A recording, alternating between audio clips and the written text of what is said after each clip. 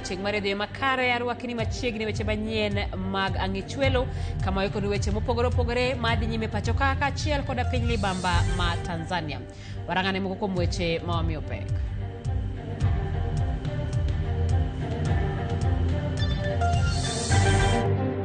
Investigations have already commenced, and whoever is involved will be brought to book. Let's campaign peacefully.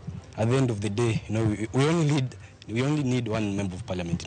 We will support anything that is good for our people. Jolar komod bura makasipul osingo mar nyayo kwe campaign margi ikinde manonro itimo ne tulo mane omuoch nyoro e gwengego. But I just want to encourage you. Nataka muelewe ya kwamba wale waliosema haba na haba ujaza kibaba, they knew what they are saying. You can start small. Ruwere mane opuodhi ne chenro mar nyota oyudo bath omenda no ikinde mejiwogi giti kode yo makare.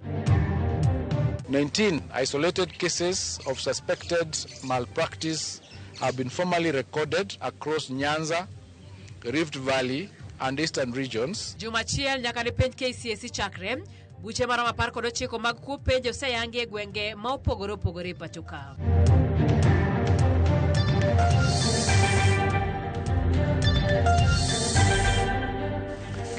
Nyakromogi tudri kodwa namba mar ote machuo kenari adek auchiel nono kao kamano bende yudo achiel kachiel mbui duto mag oganda kanyo Ramogi TV nyinga Simfrozo Kindam jaloko marwa en Belinda Phillips. Kawachako en riwruoge makero ratich oganda e pachoka okado sirikal kuom lingthi e thuolo malach e kinde mamoko kuom jo-Kenya yudo sandruok e piny libamba ma Tanzania. Riwruoge gi kamoting'o Amnesty International, Kenya Human Rights Commission e kind mamoko lero ni nyaka sani sirikal pok onyiso okang' moro amora e kelo ringre John Ogutu, japuonj mane owito ngimane e kinde tulo mag yiero kod ja-Kenya machielo Fredrick Obuya ma nyaka sani wachore ni e od twech tok dhiye e kinde tulogo.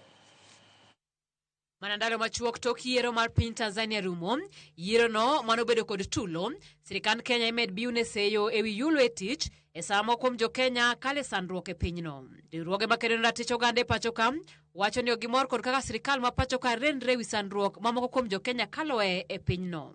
In as far as Kenyan victims, including John Okoth Ogutu and others, we believe that the government could have moved faster. Up to this point in time, we have not been able to locate the body of John Okoth Ogutu. This is a Kenyan who has, his family in Kenya, a Kenyan who pays taxes, not just in Kenya, but also in Tanzania.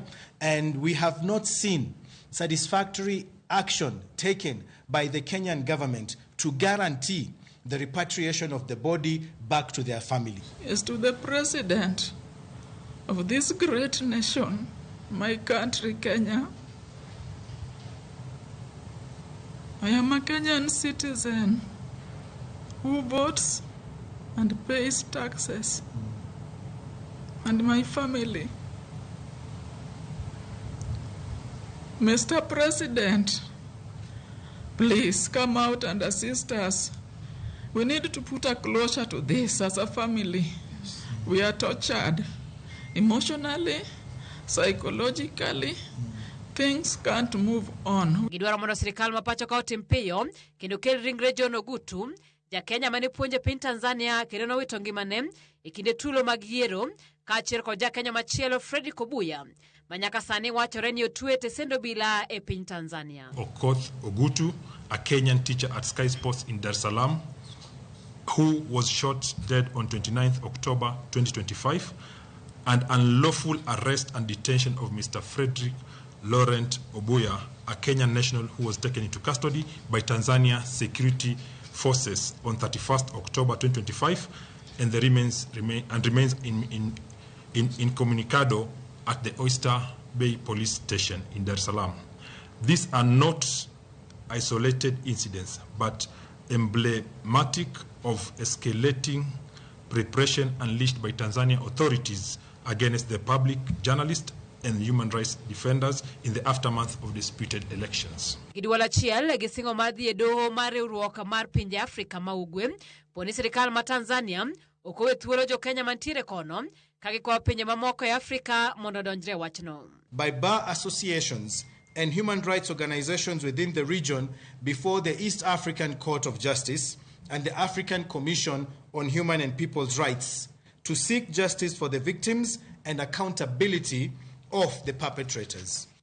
Kamano bende moko kuom jokene ratich ogandago koro dwaro mondo jatend piny mar Tanzania Samia Suluhu Hassan ogwetao kagiwacho ni yiero mar pinyno ne ok otim e yor demokrasia.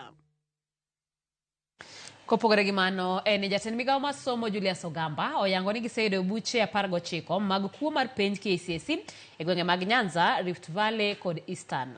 Buche go riwo bedo gi simbe mag ong'we yamo, mwandu ma ok opuodhi e centers ma itime penj, neno otese mag penj ka sa penj podi kod jogo ma wuondore ni gin jopuonjre. Buche go duto Ogamba oyango ni itimonegi nonro. Kaka Joyce Oduor lero, Ogamba bende okwedo weche maliekore ni sirikal omenda mag somo. Ndalo 5 kende mag timo penj mar KCSE ma indiko kata theory mane ochakore tarik 3 dweni, buche mag kuo mar penj medo nyiedhore lela. Koloso e boma ma Machakos bang' telo ne chenro mar yawo container mar penj, jatend migawo mar somo Julius Ogamba oyango ni giseyudo buche 19 mag temo kwalo penj e gwenge mopogore opogore e pacho ka. While the overwhelming majority of the examination centers have maintained exemplary standards, including the Machakos County, 19 isolated cases of suspected malpractice have been formally recorded across Nyanza, Rift Valley, and Eastern regions that have been reported to me as at the 6th of November 2025. Ogamba olero ni buchego oriwo yudo simbe mag ong'we yamo e centers kama itime penj, joma wuondore ni gin jopuonjre madwa timo penj e kin buche mamoko, koyango ni okwach kich osemako ji maderom 22 ma itudo kod kuo mar penj. These incidents primarily involve the misuse of electronic devices, unauthorized materials, early exposure, and impersonation. In every instance, decisive action has been taken, which include replacement of center managers, supervisors, and invigilators, arrest and prosecution of over 22 individuals by the Directorate of Criminal Investigations, seizure of mobile phones and photocopied materials, and deployment of NEC officers for direct oversight. Olero ni sirikal mapachoka kokale migawo mar somo biro kao ondamo mager mar chik ne ng'ata moyud katemo kwalo penj, ka sikunde moyud ka kwalo penj bende biro kao ne ondamo mager. All reported breaches remain under active multi-agency investigation, and appropriate sanctions including result cancellation and possible center deregistration will be enforced in accordance with the NEC Act. Ewi weche maliekore ni sirikal omedo omenda mag somo, Ogamba owacho ni ote mane ochwal manyiso omenda ma onego chul higa mabiro oken medruok moramora, kolero ni sirikal biro dhi nyime gi chiwo omenda mag somo kaka pile, kama jopuonjre madhi e senior school ibiro chiw na 22,240. The fee structure remains as stipulated in the Kenya Gazette of 2015. Remember, the guidelines that we released referred to the Kenya Gazette of 2015, which stipulates the fees that is payable by all categories of our schools. So no fee has changed. The structure of the fees has not changed. The amount of capitation has also not changed. We are paying 1,500 for primary, 15,000 for junior school, and 22,240 for senior school or for secondary schools. Jatend migawo no mar somo bende ochiwo ler e wi achiedh nade mikelo kod koth machwe e gwenge mopogore opogore e pachoka, kowacho ni ka gitudore kod migawo mar arita kod migawo mochung'ne masiche ma apoya, giketo kuonde mikawo penj machiegni kod kalapapla mabiro konyo e ting'o penj. We continue to monitor weather conditions affecting some parts of the country. Floods, damaged road networks, and access challenges persist, particularly in northern and western regions. Working alongside the Ministry of Interior and Disaster Response teams, we have established temporary collection points, enhanced security escort routes, and deployed helicopters to ensure all examination materials reach their destinations safely and on time. Joyce Oduor, Ramogi TV. Kawadhi nyime en jotend arita e kaunti ma Homa Bay obedo kod romo kod jolar kom od bura ma Kasipul tok tulo mano muoch nyoro moweyo tho kod hinyruok. County Commissioner ma Homa Bay okwedo tulo makamano kowacho ni jogo duto mitudo gi lweny makamano ibiro kawnego ndamo mar chik. George Aoko nigi ler mathoth. En romo mane obedo tok lweny muoch nyoro e sub county ma Kasipul, lweny mane okelo tho kod hinyruok mag johera mag jochung' mopogore. Kotelo ne romono mar arita kawuono e boma ma Homa Bay, County Commissioner Ronald Mwiwawi onyiso josiasa mondo miyo nyakwe. We felt it right to invite all the aspirants following the incident that happened yesterday, which we are condemning it with all the strongest terms possible. And I would like to pass sincere messages of condolences to the two families who lost their beloved ones. We've talked and we've agreed and we've strongly condemned what happened yesterday. We also talked about peace. Peace will prevail. I'm not intending to make any harm to anybody. We are a family. And only one person will be a member of parliament. Omedo ni siasa kata campaign okonego kel chochni moro amora. Life is precious, and politics is not a matter of life and death. That is what we have agreed, and we want peace to prevail, peace to reign in Homa Bay County. We don't want people to look at it like we expect problems to emerge. Kamano bende ogolo siem mager ne joma nyayo tulo, kowacho ni apisas magarita timo nonro ewi tulo makamano. Investigations have already commenced, and whoever is involved will be brought to book, and the laws of this land will take its own course without any fear, without any favor. Medo ne giseloso kange madhi neno ni tulo makamano okbed kendo kokalo elai mar IEBC. IEBC has given out a clear, harmonized schedule on how our people or our aspirants are going to run their campaigns in the 5 wards. Very clear. And therefore, at no point do we expect any overlaps if all of us shall adhere to the schedule as given out by IEBC. And I'm appealing to all the supporters to uphold peace, because there will be life after 27th. Jochung' maloso ne bende ojiwo kwe kinde campaign kagi kwayo romo duto matimore obed kod kwe kendo jopiny kata ogwenyore paro to kik kel dhao. Kanyakla jochungo ne bende osingo mar tayo campaign margi gi kwe. Let's embrace each other. Let's do our campaigns with a lot of sobriety. To the people of Kasipul, tolerate all the 10 aspirants. They will be coming to your doorsteps to seek for your votes. Let us have it peacefully. So if it is Boyd, I will support him. If he beats me, I will support him. So I expect the same. At the end of the day, we only need one member of parliament in Kasipul constituency. So it's key for us to campaign peacefully. I also like to urge people from Kasipul that, we know that there already exist those factions, but I appeal to the people of Kasipul because before those factions, we were one people. George Aoko, Ramogi TV. Kawadhi nyime ni jatend piny machon Uhuru Kenyatta otero campaigns mago de bende jachung' margi e ng'wech mar tend piny e yiero maduong' mabiro. Mano Laktar Fred Matiang'i mane otimore kawuono e piny mar kaunti ma Murang'a. Uhuru ma bende en ogaye ma Jubilee otiyo gi thuolono mar jiwo josiasa mag gwenge mag Masawa mondo othegre gi siasa mag bayo weche kod ayany.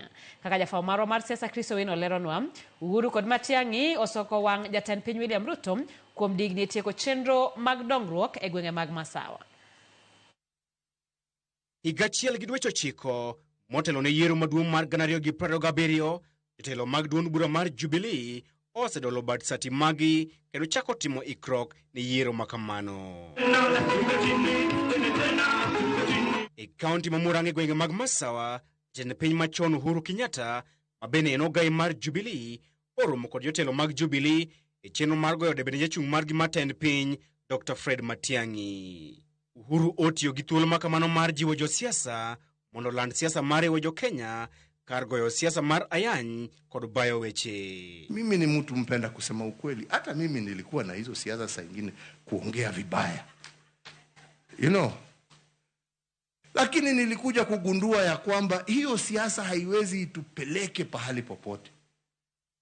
Na ndipo mliona nikienda nikasema hata kama tumeshindana na wakina Raila na wengine, jameni wacha tushikane. Kuom thuolo machielo, Uhuru odhi nyime kod goyo debe ne rowere mag Gen Z ka owacho ni kinde oseromo mar joma osebete siasa kuom thuolo malach mondo wene rowere telo. Wenyewe wanajua Kenya ile wanataka. Wafunguliwe nafasi waweze kuchukua vyeo vya uongozi na kujitekelezea wenyewe yale ambaye wanataka. Yetu sisi ni kuwapatia mawaidha. Wakuja watuombe mawaidha, hapa mnaonaje? Eko machielo, boka mar Uhuru kod Lange olwar e tok jatend piny William Ruto kuom digni e tieko chenro mag dongruok mane ochak kod sirikal mare e gwenge mag Masawa e kinde ma duond bura mar Jubilee osingo madhi nyime kod wuotho e twech achiel kod duond buche makwedo sirikal. Muda wa karibu miaka miwili yangu ya kwanza, mbele hata nifikirie tutaanza kufanya hii ama hii, nilianza na shughuli kwanza ya kukamilisha yale ambaye rais ambao walikuwa hapo mbele yangu, Rais Mwai Kibaki alianza. How can it take 3 years to complete a project that we ourselves estimated ought to have been completed by now? And when you ask questions about the things that are going on around here, hii si chuki, ni kusema tu ukweli vile ulivyo. Na nyinyi wananchi ndio mko kwa ground, mnaona yale ambayo yanafanyika. We nominated Dr. Fred Matiang'i to go and represent us in the united opposition as our presidential candidate wa Jubilee. What that means is we are working with others in the united opposition. Na tutafanya kazi kwa heshima. We are part of them. We are part of that arrangement. Weche makamago biro bang' luoro bete ni duond bura mar Jubilee dhi wuotho kendgi e yiero maduong' mabiro bang' Dr. Fred Matiang'i rem chopo e romo mag duond buche makwedo sirikal e ndalo mokalo. Chris Owino, Ramogi TV. Kawadhi nyime ni komiti mar od bura mochung' ne riwo duond buche kata Political Parties Liaison Committee koro dwaro ni otim lokruok ne lai ma itiyo godo e pogo ne duond buche omenda ka giwacho ni lai ma itiyo godo sani onindo nyabadhe konchiel. Jotelo moyier manyien ma komiti no wacho ni lai ma tiyo sani oket tenge otekedo tenge duond buche matindo mamiyo gi yudo pek e taya pise mag duond buche go. Magino wachore kinde yiero mag jotelo manyien ma komiti no kama Evans Misati ma duond bura mar Progressive Party of Kenya ne oyiere tam mar 2 e yiero mane otak kod IEBC. Joyce Oduor gi ler mathoth.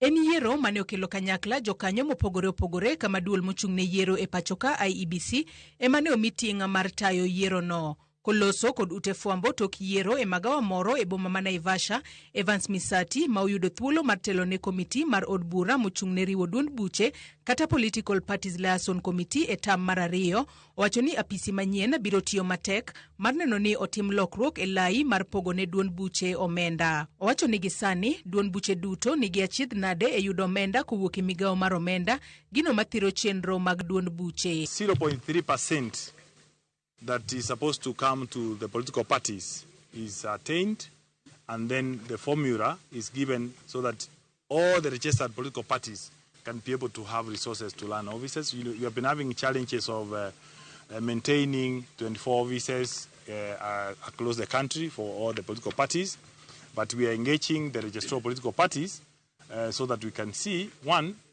we are looking to amend that bill. Kotene kod moko kuom jotelo manyien e komiti no, Misati bende ochwalo ywak ewi kwan mapiny mar rawere mandikore kaka joluto ombulu e chenro mar ndikruok madhi nyime, kowacho ni duond buche biro tiyo machiegni kod IEBC e lombo rawere mondo ndikre kaka joluto ombulu ka chenro mar ndikruok pok orumo. Nobody will take the Gen Zs any serious anymore. until we see that they are registering as voters, because the turnout has been very, very poor across the country. We are going to work with IEBC to ensure that the members who are members of these political parties who are here will be encouraged to register as voters. Misati bende otiyo kod thuolono e puoyo IEBC ewi ikruok magiseketo e tayo yiero madundo ma ibiro bagi e kor gwenge mopogore opogore e pachoka, yiero mane osedeko kuom thuolo mar higni 2. I want to report here that we got an update from IEBC. They're on course. The political parties, we got all our candidates cleared without any hitch, and we want to thank IEBC. And we are supporting the current commission as constituted, and we hope we'll give them the support to deliver a free and fair first by-elections, and then because it will be an indicator of the 2027 general election. Korka kore jalup jakom mar komitino Zahar Rashid wacho ni komitino biro siro lwedo IEBC mondo obiota yiero madundo kachiel kod yiero mahiga mar 2027 e yo mahuyanga. LC is a dialogue platform, and we need to ensure there is peace, dialogue, and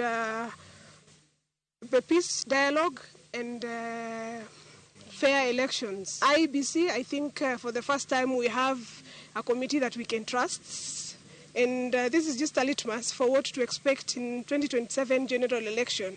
So we are hopeful that things will go well and Kenya will be united as we've all wanted it to be. Jakeno Manyien mar komitino Brown Kariuki bende wacho ni gibiro neno ni duond buche duto owinjo ber mar omenda ma imiyo duond buche, ka jakeno machon Jerry Owiti ma bende en jatend duond bura mar Alternative Leadership in Kenya Party opoyo kaka ne otayi yiero mag komitino e yo maler. My work here is to look for funds. As you can hear, we are affected by the PPF and bring inclusivity to all the parties, because that is what will make this nation move forward as equal. That it was very successful, and IEBC should remain steadfast for Kenyans to believe in them, because the election was very peaceful and very transparent. Joyce Oduora, Ramogi TV. Gikone rowere mapacho ka mane ondikore kendo puodhi ne chenro mar dongruok mar Nyota kawuono yudo omenda mag dongruok mabiro konyogi e chenro mopogore mag ohala. E kinde yango chenro ni e gwenge ma Mumias, gavana ma Busia, Kakamega, Vihiga kod Bungoma olando ni rowere duto moyudo omenda mag Nyota ok bi juogi omenda moro amora kuom higni 2. Rowere mapacho kamane opodhi e chenro mar dongruok mar Nyota kawuono oyudo omenda go e nyasi mane otelie kod jatend piny William e alap mar Mumias Sports Complex kama rowere mochopo e nyasi no oyango mor margi. I was given 40,000 and later I applied for youth fund and I was given 100,000. Out of that, I was able to start up a business, an apiculture farmer. Your Excellency, I know you have an apiculture farmer, and it's a very good business for beneficiaries of Nyota. You can start up with that. You can start up with only 5, and with time, you will grow. Jatend piny oyango ni omenda makamano en mar chwalo dongruok kendo ok owinjo otene gi siasa moro amora. This is not a political meeting. This is a meeting about the empowerment of the young people of our nation. This is about the transformation of Kenya. This is about entrepreneurs and their businesses and their future. This is about the young people of Kenya. Omedo ni chenro mar chwalo omenda go noluwo chenro makare ma onge dewo wang' moro amora e chiwe. This process of Nyota, the identification of the men and women sitting here today, was entirely a program on technology on a digital platform. And that is why there is nobody here who said they had to know anybody for them to be in. It was you na simu yako. Omedo jiwo rowere otigi omenda go e timo ohala kendo mar jiwo ohandgi mondo gidongre. Mimi nataka niwaeleze, shida ya biashara si pesa. Shida ya biashara ni akili. Mtu akiwa na akili anaweza kufanya biashara na pesa ya aina yoyote. Wale waliosema haba na haba ujaza kibaba, they knew what they are saying. Do not despise young or small beginnings. 50,000 can make a difference in your life and can grow your business. Kaka yor siro rowere moyudo omenda ni, governors magwenge ma imbo osingo kanyakla ni, rowere gi ok bijuogi kuom thuolo mar higni 2 mar miyo gi thuolo mar dongo ohandgi. Kama mimi governor wa Vihiga County nitakaa na vijana wangu ambao wako pale na niko na mpangilio ya kuwapatia tax holiday so that we don't tax them for at least 1 or 2 years, kuhakisha kwamba hawa wanaendelea kwanza, ndio baadaye tutaanza kuwatoa ushuru. Na upande wa kusema kwamba ni vipi kinua mgongo ingine, nitakubaliana na watu wa Busia kwamba tunaweza tu kupata ushuru kama umepata faida. So kwa mwanzo pia sisi tutafutilia mbali mambo ya kutoza wale vijana wamepata nyota ushuru. Sio, tunaelewana? Hiyo tutadili nayo wakati tutakuwa tumeanza kupata faida. Sasa ile mtakuwa sasa mko chumdu, mko na mangondo. Omenda mar nyota ma sirikal chiwo en omenda mochiw kod bengi mar piny mangima ne rowere ma pachoka, kaka wuono giyudo nus omenda maromo shillings 50,000 mar chako kata jiwo ohandgi. Purity Ruhama, Ramogi TV. Komananya Purity, moko kuom jotelo e duond bura mar ODM omedo siro chung margi mar tiyo gi sirikal mar Manywanda. Magi wacho ni osechako nyuolo lemo mathoth e pachoka kendo gionge kiawa e wi chung makamano. Ne giloso sa chenro mar thieth manono e kar chung od bura mar Arieda. Steve Biko miyo waler. Kuom thuolo machielo, jo siasa mag ODM odhi nyime gi goyo poro e wi chung margi mar tiyo gi sirikal Manywanda. Kotelne kod jalup gavana ma Kisumu, Laktar Matthews Owili, jotelogo nowacho ni piny owacho nyaka koro ketie tim agenda par mane jatend piny William Ruto otia sei kod mane nogai mar ODM Raila Odinga. Let us all continue in the virtues that he believed in. Nyocha nowewa e gimiluongo nang'owa government monti sane. Okay, uwinjo mano.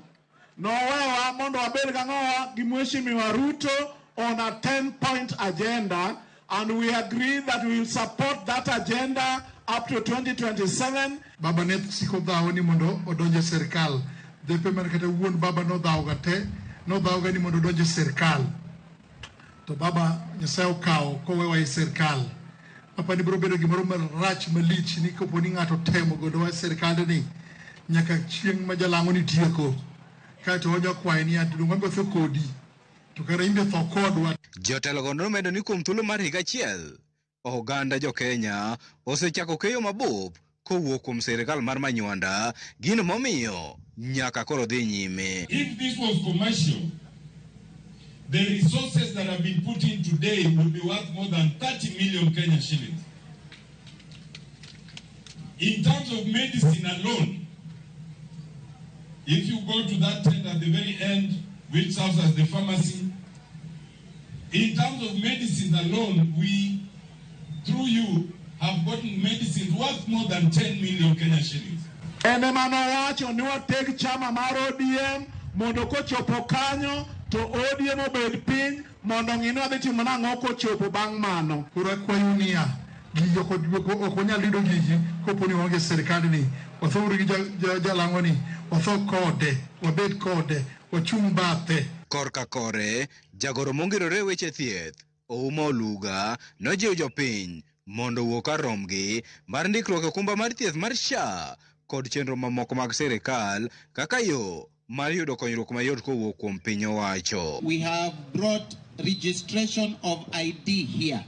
You cannot access Social Health Authority if you do not have the ID, because the registration starts with ID. Negiloso sa chenro mar thieth manone kar chung od bura mar Arieda, kama ji mohew gana dek noyudo chenro mar thieth kao pande e kin chenro mamoko mag sirikal mamalo. Steve Biko, Ramogi TV, Siaya. Report mar Steve Biko no tero wa yo mokwongo chenro en marang'ich welano ka ote moloka e mbui mar YouTube. Anano ka Evans Wuodarek wacho ni josom maber giwe kwalo penj ok ber. Onyango Dennis wacho na mogilero holo koni. Baba Sam Otieno wacho ni mano ote ma baba Sam dwani mondo chop ne telo mar Ramogi yote no dhi chopo. David Okongo wacho ni jokasipul Kabondo negore rumo. Josiasa othuo jogo kura negre. Evans Wodareka Rareda Thurwa asiro wach mar medo wach mar thieth. Anano kanyo kabende ote mar Onyango Dennis wacho ni antiere seme. Sara Singa mar Wang Neno West Kanyamkago Anto Kaja Komra ila baba isno kura na base no. Mano ote mara Sara kanyo agoro jolupo Malek Victoria yuakne jo Uganda nikech image sana. Alfred Mundi wacho na Mogilero Mabei Koni Kanashon Otieno wacho ni oneno Ramogi TV eyo makare. Nyako Ramogi warengo wadhi duka matin kikidhi mabor podori wagi weche mamoko.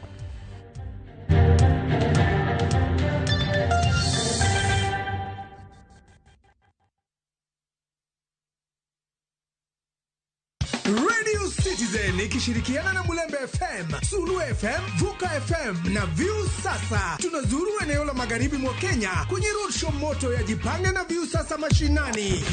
Ni kuanzia Jumatano tarehe 5 hadi Jumamosi tarehe 8 mwezi huu wa Novemba. Jipange ushinde na View Sasa. Ni burudani pamoja na nafasi ya kujishindia zawadi kemkem na mamilioni ya pesa. Tuna 50,000 kila siku, 500 kila wiki na grand prize ya shilingi milioni 2. Tarehe 8 tutakuwa Ekero, Shianda, Bukura, Sabatia, Huisero na Luanda. Tutakuwa na Munai, Machoka, QT na Atea kutoka Radio Citizen, Dr. Tunde, Samuel Kisondio na Brian Kaitano kutoka Sulu FM, Shifa Longo, Kevin Nandwa na Pamela Kadima kutoka Mulembe FM na Margaret Asaba, Bruce Kanzika na Vanoti Sendi kutoka Vuka FM, bila kusahau Mukaya Junior kutoka View Sasa. Burudani ni kutoka kwa A Boy from Lubao, Emmanuel Musindi, Mika Wanyenje, Opeta Musungu, Vincent Ongidi na Anko Nico. Tokea tujipange na View Sasa mashinani.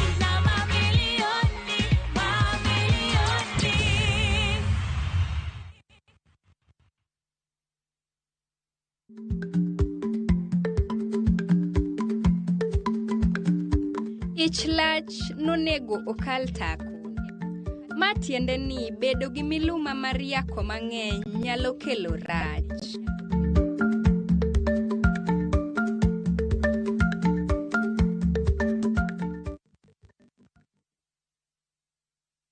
The euphoria around town is crazy. Koro kwa kila mtu.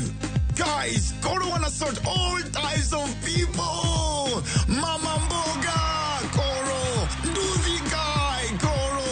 Office lady, Koro. I just received my cash from Koro. Just quick and easy. Download Koro and say hello to Easy Living.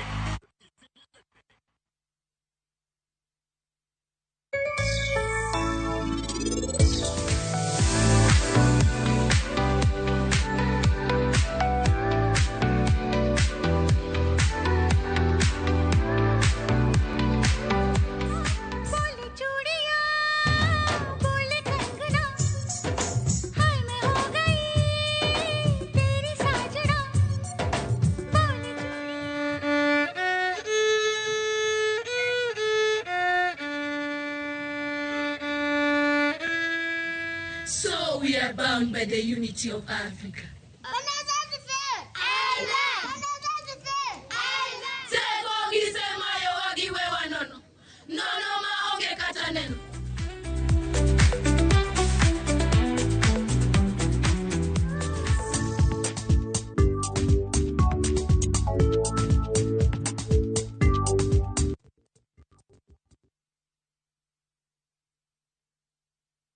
Two countries, one unforgettable adventure. Start in vibrant Singapore, where futuristic skyline light up the night gardens, glow into the city, and every street feels alive. Then cross into Malaysia, a land of rich culture, spice-filled markets, towering Patronas, skyscrapers, and moments of discovery at every turn. This is more than a holiday. It's two worlds, one journey. Enjoy 6 unforgettable nights with View Travel from only $2,150 per person sharing or $2,830 for a solo trip. Book today and enjoy the ease of Lipa Pole Pole. Call 0703-254-254 or visit viewtravel.com. View Travel. Dream, explore, discover.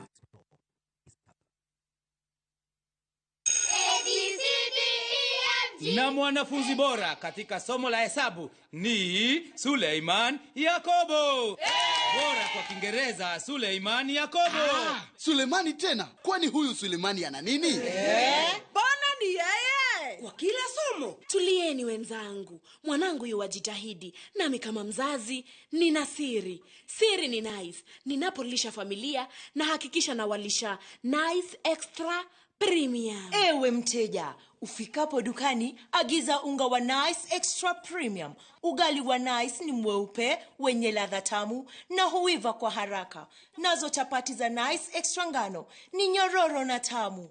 Nao mchele wenye ladha tamu ni nice pishori kutoka Nice Rice Millers, Mwea. Bei ni nafuu. Ni ukweli, siri ni nice. Si nice na nice extra premium.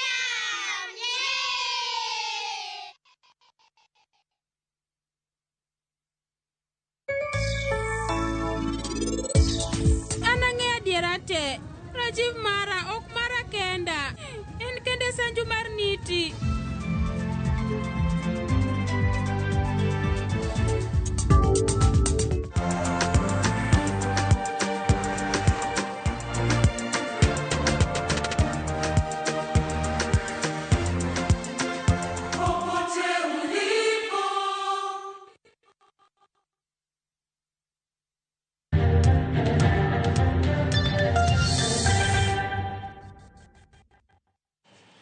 Machiegni kendo jodolo rowere mine kod jodongo e kaunti ma Migori ne obedo kod twak e weche dongruok mopogore opogore e kaunti ma Migori kod jatend migawo mar omenda John Mbadi.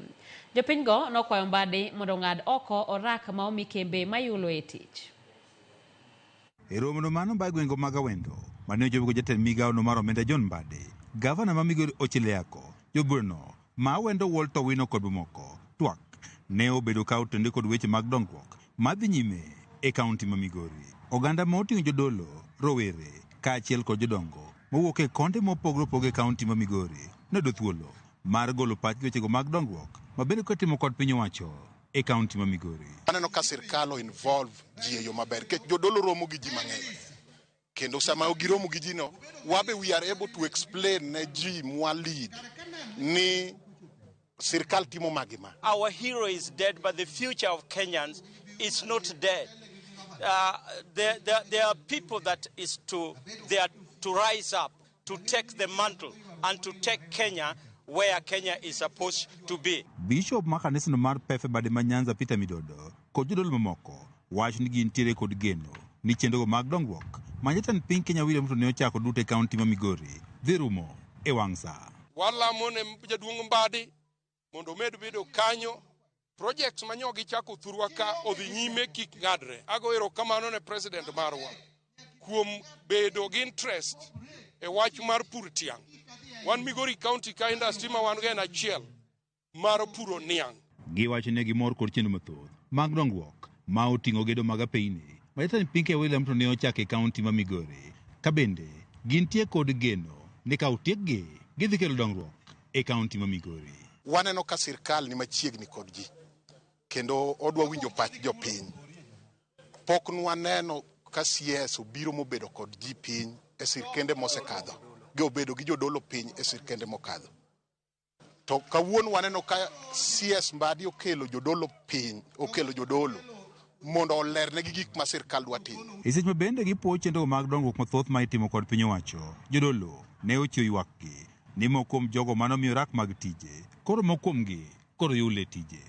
Pastor Ken Oluoch wach ni ogimor kod yo ma igerogo apaya mawuok Ngegi nyaka Mapera e sub-county no ma Suna East. To wamiyo wamor ahinya ni Ngegi road mitime yo marach. CS of promise ni Ministry of Roads today ne romo mondo cancel tender cha mondo mi contractor machielo manyalo loso Ngege Mapera road e yo maber. Jodolo bende osiro sirkal mar Manywanda magiwacho ni oganda luo nyaka koro bed mane iye mondo koro giyud ber. Miyo koro wapuoya ahinya e riwruok mar sirkal manyoro Raila Pikowani. Kech kopo ni wakier oko to nyaka chenro mag dongruok ma koro winjo binwa kagi dhi baro. George Juma, Ramogi TV, Migori. Jakom mar board mar Niang, mano Kenya Sugar Board, mano Nicholas Gumbo, okone Uganda luom, mondo timakare kod mwandu magintire godo, kamotingo mola, rech, lope mamiyo, kod mamoko mondo giriemb dhier. Gumbo mane loso sub-county mawendo, kinde mane ochope nyasi mane obagi kod Shofcom, wacho ni mwandu mathoth mayudore gwenge mag Nyanza motingo mola okosekonyo Uganda e yo mowinjore. Jakom ni mar Kenya Sugar Board bende okono jotelo ma oyier mondo tim chenro mag dongruok manyalo kelo lokruok kuom Uganda.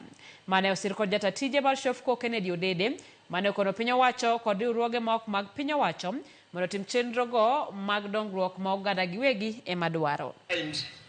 Bigori kama wantie nitie a lot of gold nyatike ka and everywhere katarungo ka.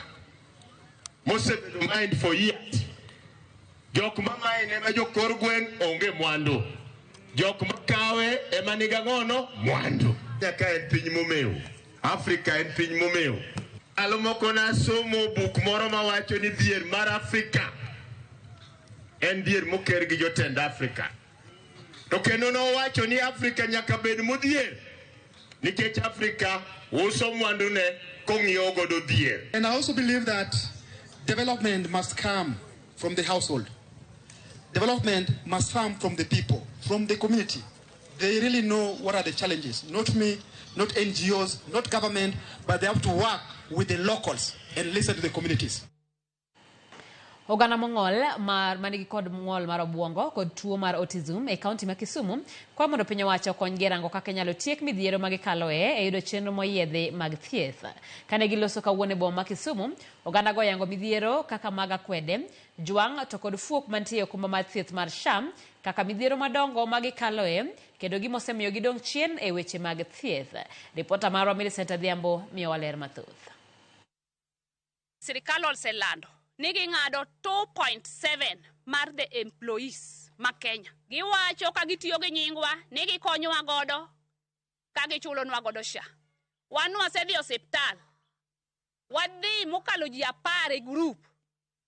Wayudo ka SHA wa ok ochul. Wayo sirikal mondo giwe wuoyo mana e wiwa ni gikonyo to konyno to ok wane. E twak margi kod Ramogi TV e boma ma Kisumu, oganda gi modak gi ng'ol mar obwongo, jokene ratichgi kaachiel gi joritgi oywago midhiero magikaloe e yudo thieth pacho ka e ute thieth mopogore opogore kaachiel gionge mar chenro malong'o mag thieth ma oketnegi. Kanotelnegi kod jakene ratich joma odak gi ng'ol mar obwongo, Lois Akinyi Omondi, jotuo gi ywak ni kata mana ndikruok kaachiel gi chenro mag okumba manyien mar thieth mar SHA osebedo matek mokalo negi.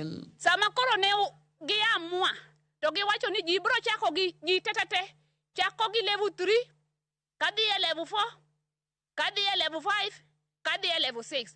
Wawacho ni ya mano ok ne gitiyo gi chik mar persons with disability. Ok ne gikawo pachwa mokwongo, be ok ne gikawo pach doctors wa.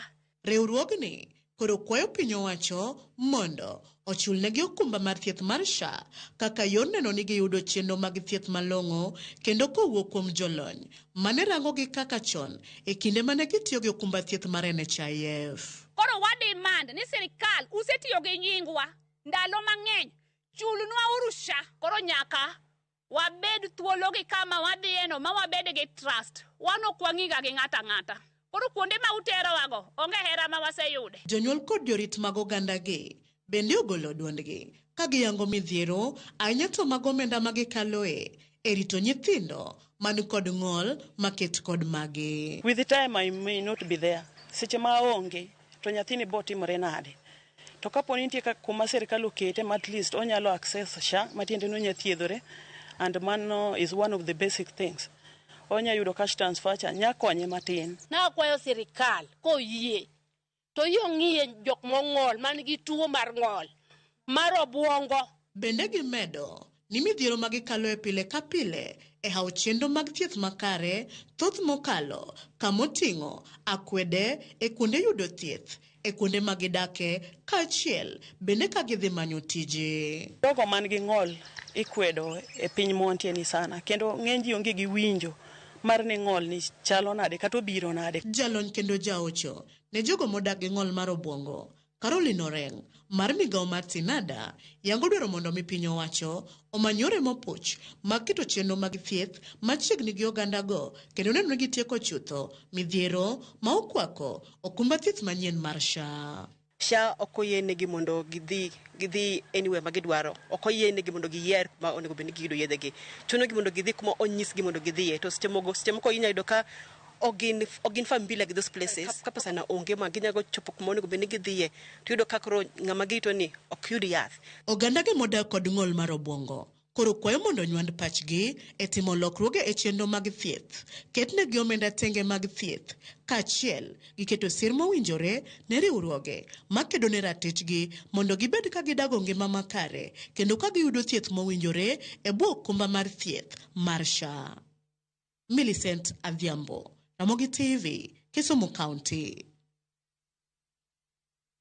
Erokamano nya Millicent Adhiambo gi thuloni wakao yweyo machielo kikidhi mabor weche manyien mag ang'ich welo pod dhi nyime.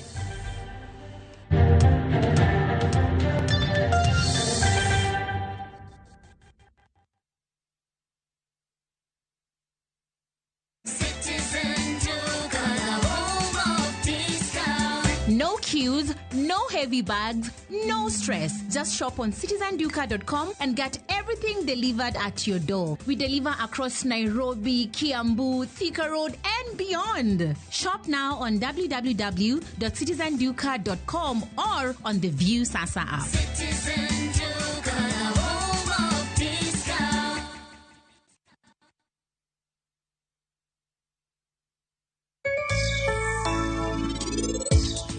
Beja nyuol. Ang'e ni poda nyathi matin. In e nyathina monego bed ni poda pidhi. In kibiro ka ok inyal penje kata kaka wadhi. Nyis nyari gik mitime ndara. Ayanga kama. Lakini baba seche moko upokega. Ineno gudu mirwako no. Anyaka ne nyuola pok ang'e nang'o mipande yiko. Biashara gi koni familia jaoda be gi kocha. Aol. But at times I can be a great idiot.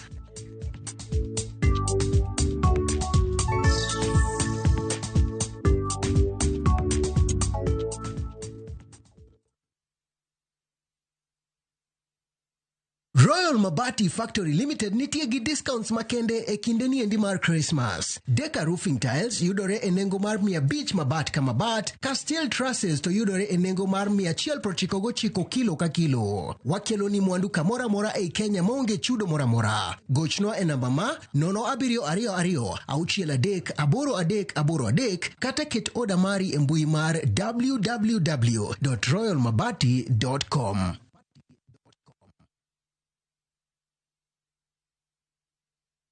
Teke na Wigo Boda. Chanua Jam, fika on time at the lowest charges in town. Wear helmet and ride in style. Ni safi, ni safe, na ni easy kwa mfuko yako. Wigo, your trusted ride. Download the app now. Ama SMS Wigo to 20425. You'll fike right on time. Wigo, your trusted ride.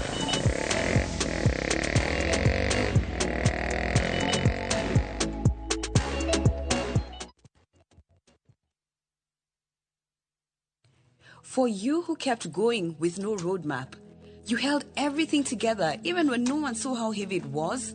You held babies and broken hearts at the same time. You loved, nurtured, protected even when you were tired, broken and unsure. You stayed soft while life tried to harden you. This is your gentle reminder. You're not weak for crying. You're not alone in your strength. You are the hero of your own story. And yes, you deserve to be so proud of yourself. Dial *811*575# to get Keep Going as your skiza tune.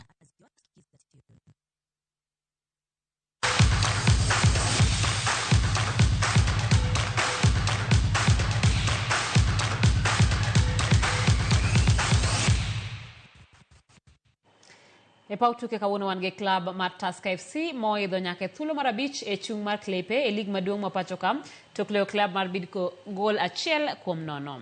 Jatugo Dennis Oala Karawalo nomiyo Tusker gol no makende dakika mar 3, gol no makoro chwalo points bag Jolos Kuongo nyaka points 12.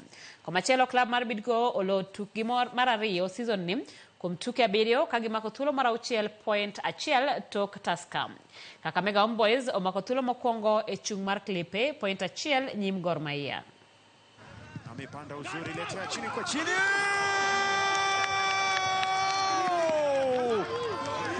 Jonas Dennis Oalochieng alifunga kule Kakamega na ameaminiwa kwanza mechi ya leo na Charles Okere ambaye sasa amepata goli. Dennis Oalochieng, Charles Okere anashukuru kwa kile alichokipata mapema kweli kweli.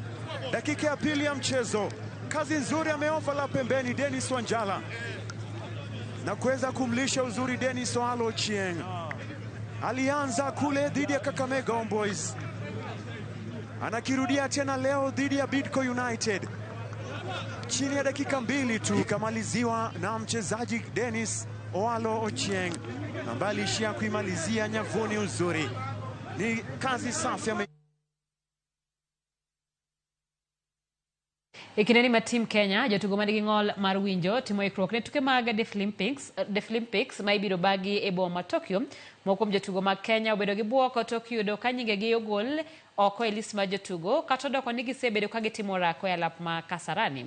Kane oloso gi Ramogi TV, Elisha Osoma mane ong'ado tiko ng'we mag mita 100 gi 200 olero ni e kinde mane gidhi manyo obok manyien mag donje piny Japan ne onyisgi ni nyinggi onge listi.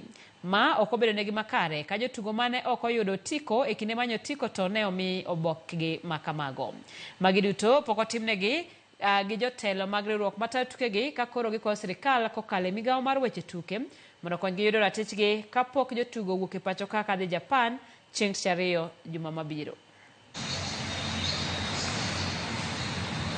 Yesterday we went for the visa at Japan embassy. That is the place where we were shocked that we are not qualified to get visa. And you can see the person who you defeated during the national championship got his or her own visa and is going. What of us? What did we do wrong? It is not the first time, it is not the second time. We have been oppressed and many people are using advantage of our disadvantages. They take advantage of our disadvantages. Being a deaf person is not a curse to the community, but being a deaf person, you should not be happy this person is deaf. You want to make wealth on behalf of that person. How can you collect the passports of each and every person, and then when they go for visa, the passport you are given without visa? Ikruok mar piem mag tielo mar 3 mag Chepsaita dhi nyime karo chakora yanga e county ma Uasin Gishu ka nyaka sani jong'wech mar 5,000 osendikore mar yuoro e piem makamago. Piem mag Chepsaita ochan ni biro bagi tarik 6 dwe mar 12 e kinde ma jokanyo matayo chenro mag piem makamagi Barnaba Korir lero ni mbui mag ndikruok biro bedo ka ogeno ni jong'wech kata ogeno ni jong'wech pod biro medo ndikore motelo ne piem go. Piem maigani igeto ni biro choko omenda maromo shillings million 20 mabiro konyo chulo omenda ma somo ne jopuonjre mochando kendo bedo chwalo omenda mamoko e gedo mag skunde. That by the time that the registration is closed, we are going to meet or surpass the target that we have. We have the young ones also that we are targeting 2,000, especially for 5 years to 7 years, and then from 8 to 10, and then from 11 to 13. But the most important one is running for education, which is really the key program that we are having here. There will be 20 schools already who have already received the money, and every school will be receiving 1 million, 100 students per school, and therefore the benefits will be immense for this community. Kwa sababu watoto wengi wamekuwa wakikaa nyumbani, wengi wanaenda sasa shuleni, na hiyo imeleta manufaa sana katika kijiji hii ya Chepsaita.